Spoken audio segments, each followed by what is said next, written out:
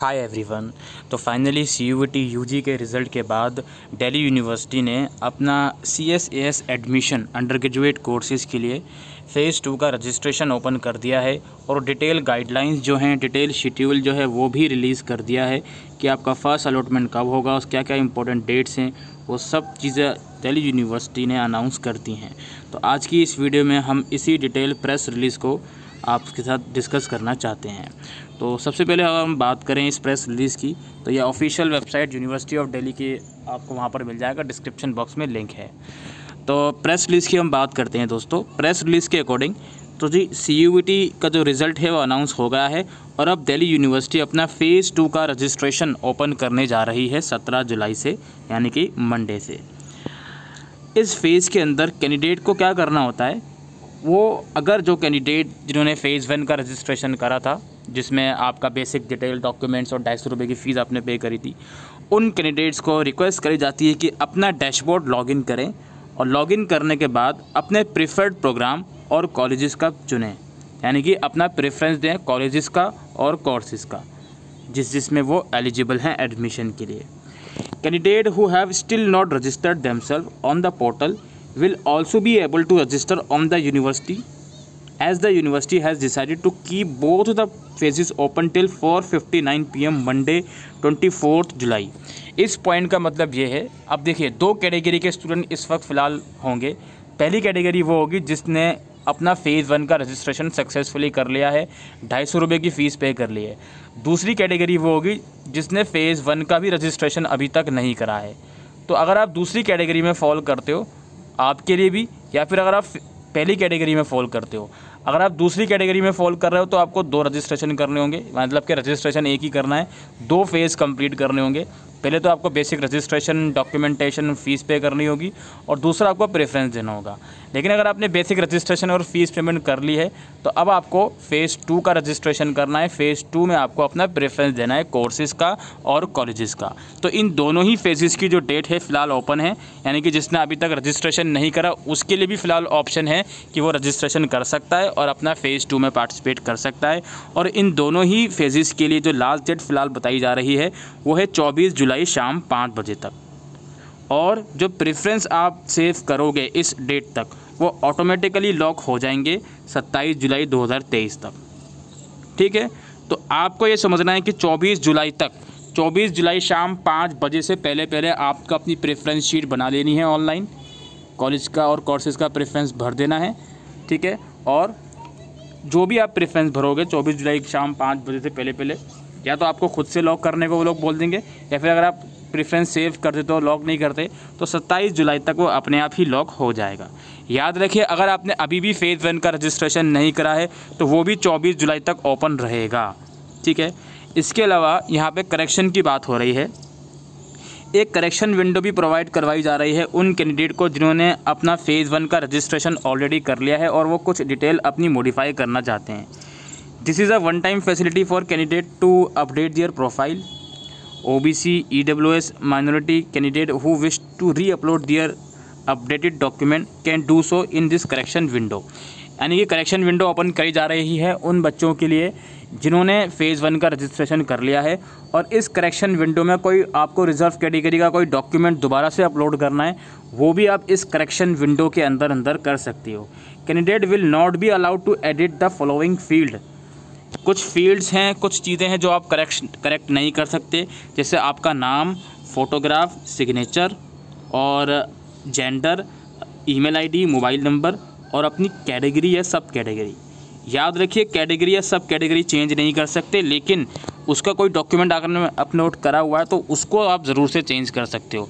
हालांकि यूनिवर्सिटी ने ये बात पहले से ही कही थी कि भाई फ़ेज़ 1 का जब रजिस्ट्रेशन होगा उसमें कोई भी अंडरटेकिंग एक्सेप्ट हम लोग नहीं करेंगे। लेकिन अब करेक्शन विंडो में एक बार ये फिर से लोग बोल रहे हैं कि अगर आप कोई भी अपना डॉक्यूमेंट दोबारा से री अपलोड करना चाहते हो तो वो आप कर सकते हो। ठीक है, तो ये बात हो गई। इसके अलावा ये जो सब चीज़ें मैंने आपको बताई इसमें आप करेक्शन नहीं कर सकते।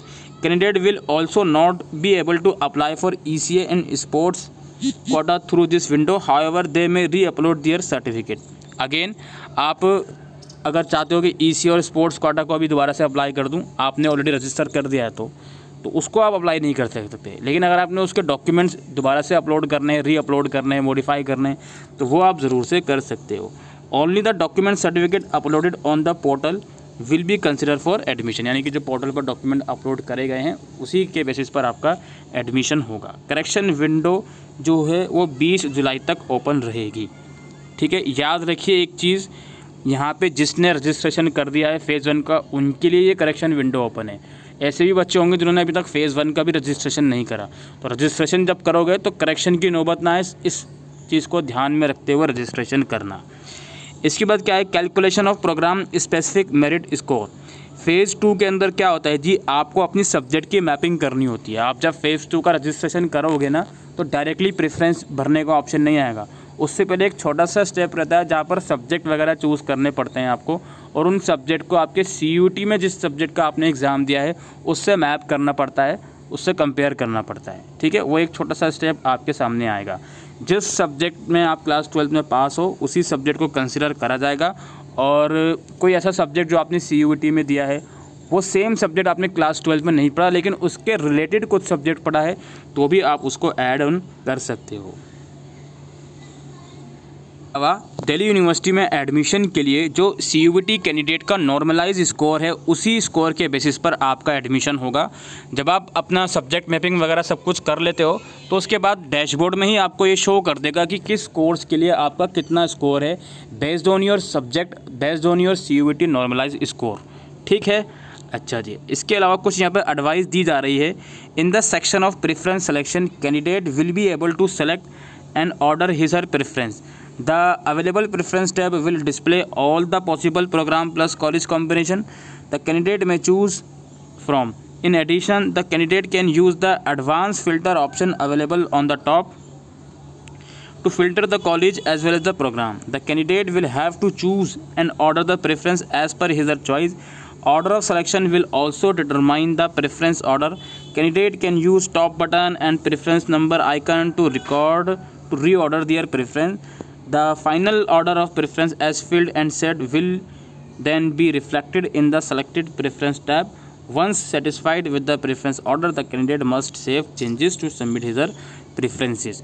इसका सिंपल सा मतलब ये है, ये बेसिकली कुछ टर्म्स आपको बता रहे हैं कि आप जब प्रेफरेंस भरने जाओगे तो वहाँ पर जितनी भी कोर्स और प्रोग्राम के लिए आप एलिजिबल रहोगे तो अवेलेबल टैब के अंदर वो सारे प्रोग्राम दिखाएगा।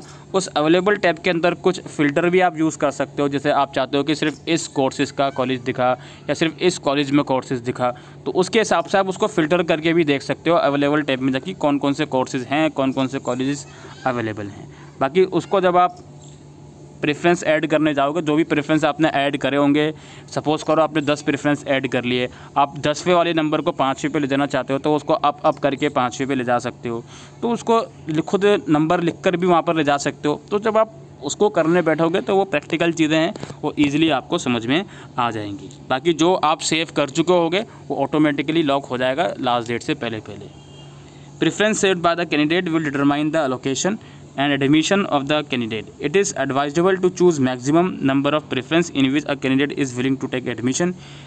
तो ये कहा जाता है कि आप जितने ज़्यादा प्रेफरेंस भर सकते हो उतने ज़्यादा प्रेफरेंस भरो, सो दैट एडमिशन होने के चांसेस आप लोगों के ज़्यादा हों। ठीक है, तो बाकी कोई भी एडिटिंग अलाउड नहीं करी जाएगी लास्ट डेट के बाद, इस चीज़ का ध्यान रखना। अब यहाँ पे जो शेड्यूल है उस चीज़ को आप लोग समझ लीजिए। सबसे पहले ये लोग बोल रहे हैं फ़ेज़ 1 और फ़ेज़ 2 ऑफ CSAS। इसमें ये लोग बोल रहे हैं जी 17 जुलाई से 20 जुलाई तक उन कैंडिडेट के लिए करेक्शन का ऑप्शन है जिन्होंने ऑलरेडी रजिस्टर कर दिया है। इसके बाद प्रेफरेंस फिलिंग जो होगी प्रोग्राम में वो है 17 जुलाई से लेकर 24 जुलाई तक। जिसने रजिस्ट्रेशन कर दिया है उनके लिए 17 जुलाई से 24 जुलाई तक प्रेफरेंस होगा, प्रेफरेंस वो लोग फिल करेंगे। CSAS auto locks the preference 27 जुलाई तक। 27 जुलाई तक जो भी प्रेफरेंस आपने सेव किया हुआ होगा, मतलब कि 24 जुलाई शाम 5 बजे से पहले जो भी प्रेफरेंस आपने सेव किया हुआ होगा वो प्रेफरेंस सेव हो जाएगा, ऑलरेडी लॉक्ड हो जाएगा 27 जुलाई को। फिर आपका साइमुलेटेड लिस्ट आएगी एक, याद रखिए ये साइमुलेटेड लिस्ट है, ये अलॉटमेंट लिस्ट नहीं है, ये आएगी 29 जुलाई को। इसमें एक रैंक वगैरह देते हैं आपको दिखाने के लिए कि क्या आपको सीट अलॉट हो सकती है क्या नहीं। इसके बाद क्या है जी, इसके बाद है साइमुलेटेड लिस्ट में प्रेफरेंस चेंज विंडो। अगर साइमुलेटेड रैंक आने के बाद आपको लगता है कि आप प्रेफरेंस चेंज करना चाहते हो तो एक बार फिर से आपको मौका दिया जाएगा भाई 29 जुलाई 5 बजे से लेकर 30 जुलाई रात के 12 बजे तक आप अपनी प्रेफरेंस में चेंजेस कर सकते हो। ठीक है, उसके बाद सबसे इम्पॉर्टेंट चीज़, पहले राउंड का जो रिज़ल्ट आ रहा है वो आ रहा है 1 अगस्त को शाम 5 बजे। जी हाँ, 1 अगस्त को शाम 5 बजे ये पता चल जाएगा दिल्ली यूनिवर्सिटी के सीट अलोकेशन में फ़र्स्ट राउंड का रिज़ल्ट क्या है, क्या आपको उसमें कोई सीट अलॉट हुई है या फिर नहीं हुई। इसके बाद क्या है जी, इसके बाद फर्दर शेड्यूल लिखा गया है, फर्स्ट राउंड का फर्दर शेड्यूल। इसमें ये कहा जा रहा है कि भाई रिज़ल्ट आ गया 1 अगस्त को शाम 5 बजे। उसके बाद उस रिज़ल्ट में यदि आपको कोई सीट अलॉट होती है तो और अगर आप उस सीट को एडमिशन लेना चाहते हो तो आपको उस सीट को एक्सेप्ट करना पड़ेगा। उस एक्सेप्टेंस का टाइम 1 अगस्त 5 बजे से लेकर 4 अगस्त शाम 4:59 तक होगा।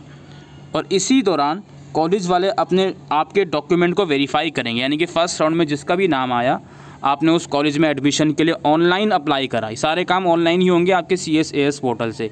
जैसे ही अप्लाई कर दोगे आप तो जिस भी कॉलेज में आपका नाम आया वो कॉलेज आपके डॉक्यूमेंट वेरीफाई करने में लग जाएगा और उसको वेरीफाई करने के लिए कॉलेज के पास 5 अगस्त शाम 5 बजे तक का टाइम होगा।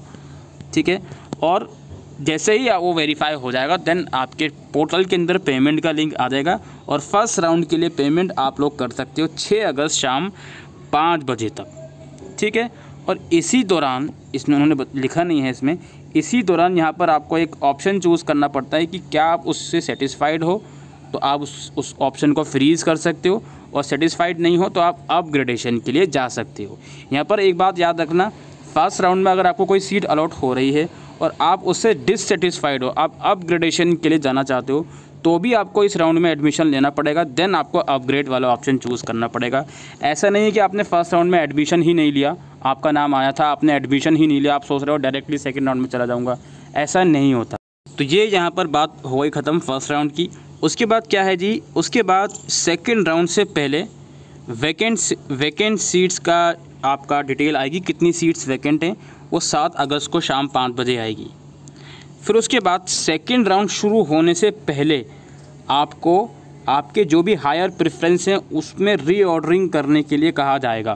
जैसे यहाँ पर इस एग्ज़ाम्पल को इस तरीके से समझो, फर्स्ट राउंड में मान लेते हैं आपको 10वें नंबर का प्रेफरेंस अलॉट हुआ, आप सेटिस्फाइड नहीं हो, आपने अपग्रेडेशन के लिए अप्लाई कर दिया, तो जो सेकंड राउंड आएगा उस सेकंड राउंड में आपको पहले तो वैकेंट सीट्स की लिस्ट बताई जाएगी, फिर आपको एक ऑप्शन दिया जाएगा, आप अपने हायर प्रेफरेंस को रीऑर्डर कर सकते हो। हायर प्रेफरेंस से मतलब ये है चूँकि फर्स्ट राउंड में 10वें नंबर का प्रेफरेंस आया था और आप अपग्रेडेशन के लिए भी जा रहे हो, तो सेकंड राउंड में फर्स्ट से लेकर 9 तक जितने भी कॉलेजेस हैं इनका प्रेफरेंस आप चेंज कर सकते हो। जो भी आपने फर्स्ट से लेकर 9 तक प्रेफरेंस दिया होगा उसको आप रीऑर्डर कर सकते हो। ठीक है, तो ये है कहानी इसकी। बाकी जिसका नाम आता ही नहीं है फर्स्ट राउंड में वो डायरेक्टली सेकंड राउंड में चला जाएगा और अब सेकंड राउंड में उसको हायर प्रेफरेंस मतलब प्रेफरेंस क्या वो चेंज कर सकता है अपना। तो उसकी डेट आपकी 7 अगस्त से लेकर 8 अगस्त तक रहेगी।